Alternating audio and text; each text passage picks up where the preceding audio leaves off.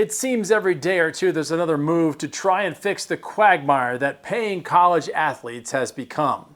President Donald Trump is the latest to weigh in, signing an executive order Thursday titled Saving College Sports.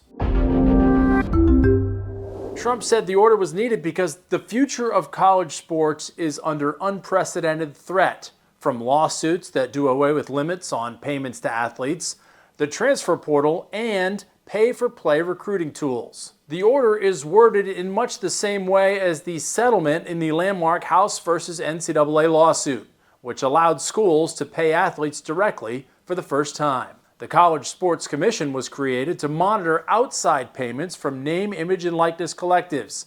It's been a rough go so far, with no standards or guidelines to follow. But give it time, Oregon head coach Dan Lanning said Thursday. I do credit, Tony and the leadership that we have at the top of college football to try to find some solutions. But the truth is, what happened is 4 years ago or whatever, this got let out of the tube, and now people are trying to figure out how to fix it, and it's tough to fix. Like the College Sports Commission, the president's order restricts deals from third parties unless they reflect a fair market value. For example, being paid simply for showing up at a university-sanctioned event would not be permitted, but an endorsement of a product or service is okay. The executive order also mandates that athletic departments offer a certain number of scholarships for athletes in non-revenue sports, including women's sports.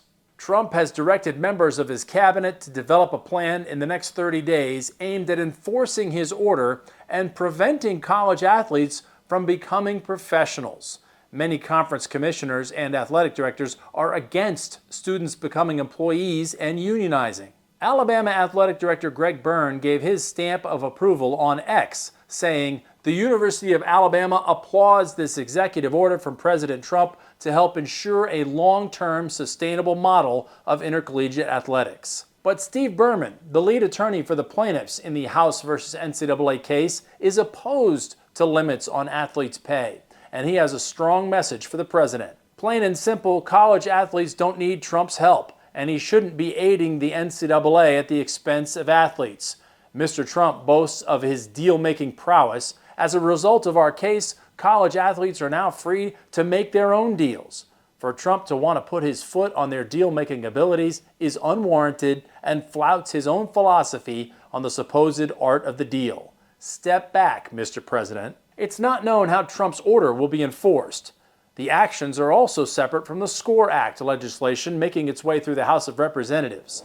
Thursday, NCAA President Charlie Baker said congressional action is still needed. There are some threats to college sports that federal legislation can effectively address, he said. For Straight Arrow News, I'm Chris Francis.